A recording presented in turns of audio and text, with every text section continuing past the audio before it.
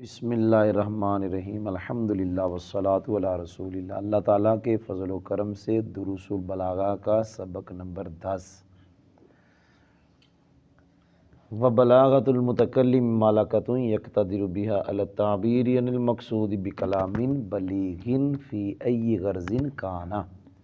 اس کی ترکیب فصاحت متکلم مالکۃ یقتدر بها، بالکل وہی ہے، سبق پڑھیں گے۔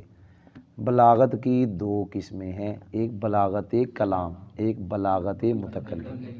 یہ بلاغت متکلم کی تعریف ہے، مجھے دیکھیں ایسا ملکہ ہے، عربی میں ملکہ پڑھتے ہیں، اردو میں زیادہ لوگوں کی زبانوں پہ مشہور ہے ملکہ۔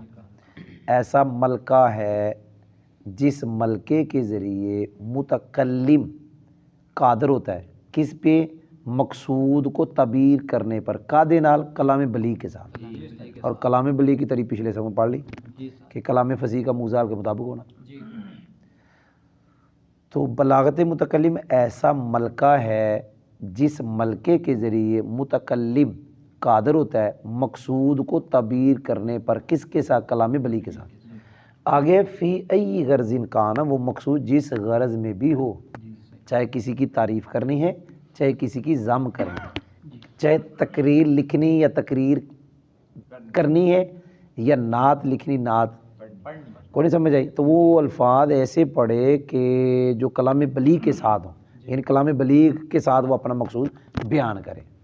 تو ملکہ کی طریق یعنی مالا کا، یہ ہم نے پڑھی پہلے کہ وہ کیفیت ہے جو بندے کے ذات میں کیا ہو جاتی ہے؟ راسخ ہو جاتی ہے مثالوں میں غور کرنے سے۔ جی سمجھ آئی جی؟ ترجمہ ہونے لگا۔ بلاغت متکلم ایسا ملکہ ہے جس ملکے کے ذریعے متکلم قادر ہوتا ہے مقصود کو تعبیر کرنے پر، قادر کلام بلیغ کے ساتھ، وہ مقصود جس غرض میں بھی ہو۔ وَيُعْرَفُ التَّنَافُرُ بِالذَّوْقِ وَمُخَالَفَةُ الْقِيَاسِ بِالصَّرْفِ وَضُعْفُ التَّأْلِيفِ وَالتَّأْكِيدُ اللَّفْظِيُّ بِالنَّحْوِ وَالْغَرَابَةُ بِكَثْرَةِ الِاطِّلَاعِ عَلَىٰ كَلَامِ الْعَرَبِ وَالتَّأْكِيدُ الْمَعْنَوِيُّ بِالْبَيَانِ وَالْأَحْوَالُ وَمُقْتَضَيَاتُهَا بِالْمَعَانِي۔ یہاں تک میں نے پڑھا ہے۔ یہاں اصل مقصد ہے، ہم نے پڑھنا ہے جناب کہ بلاغت کے حصول کے لیے کتنی چیزیں ضروری ہیں۔ موقوف علیہ بلاغت کا کتنی چیزیں ہیں، وہ کتنی چیزیں ہیں، جب پڑھیں گے تو بلاغت آئے گی۔ اصل میں وہ دو چیزیں جی۔ کتنی چیزیں جی؟ پہلی چیز ہے کہ آپ فصاحت میں خلل ڈالنے والے اسباب کو پہچانیں، جو فصاحت میں خلل ڈالنے والے اسباب کو پہچانیں اور ان کو پہچانیں۔ اور دوسری چیز ہے کہ آپ احوال اور ان کے مقتضیات کو پہچانیں۔ جب آپ فصاحت میں خلل ڈالنے والے اسباب کو پہچانیں گے تو آپ اپنے کلام کو ان سے بچائیں۔ جب کلام کو بچائیں گے کلام فصیح ہو جائے گا۔ پھر آپ کو احوال کا پتہ ہو، ان کے مقتضیات کا پتہ ہو، وہ جو کلام فصیح ہے، جس کلام کو آپ نے فصاحت میں خلل ڈالنے والے اسباب سے بچایا، جب آپ اس کلام کو مقتضی حال، کیا یعنی حال کا جو مقتضا ہوگا اس کے مطابق لائیں گے تو کلام بلیغ بن جائے گا۔ جی یاد ہوا ہے؟ وہ جو فصاحت میں خلل ڈالنے والے اسباب ہیں کل وہ 7 ہیں، 7 ہیں۔ تنافر حروف، مخالفت قیاس، غرابت، تنافر کلمات، تقید لفظی، تقید معنوی اور دوف تلیب، یہ 7 ہیں وہ امور، وہ اسباب جو فساد میں خلل ڈالتے ہیں۔ ان میں سے کئیوں کی پہچان کئی علموں سے ہوتی ہے، یعنی کسی کی پہچان ایک علم سے، کسی کے دوسرے علم سے، لیکن اس میں ایک ایسا بھی ہے کہ جس کی پہچان ذوق سے ہوتی ہے۔ ذوق کوئی علم نہیں ہے، ذوق ایک کیفیت ہے۔ ذوق جی ایک قوت ہے نفس کی، ذہن کی، جس کے ذریعے کلام کے نقطے پہچانے جاتے ہیں۔ یہ کوئی علم نہیں ہے، یہ ایک ذہن کی قوت ہے جس کے ذریعے کلام کے نقطے پہچانے جاتے ہیں اور کلام کو خوبصورت بنانے کے طریقے پہچانے جاتے ہیں۔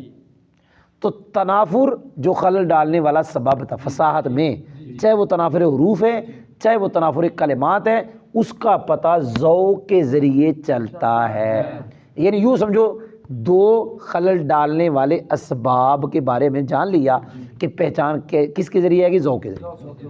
ایک ہے جی مخالفت قیاس فساد میں خلل ڈالنے والا سبب، اس کی پہچان صرف کے ذریعے آتی ہے. 3 خلل ڈالنے والے اسباب کے بارے پڑھ لیا.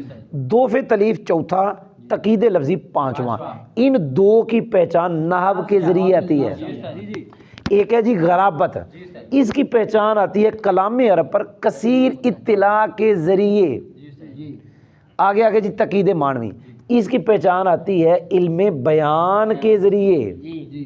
ہو گیا جی. یہاں تک میں نے وہ اسباب کہ جو فساد میں خلل ڈالتے ہیں ان کے بارے بتا دیے، پہچان کیسے کیسے آئے گی.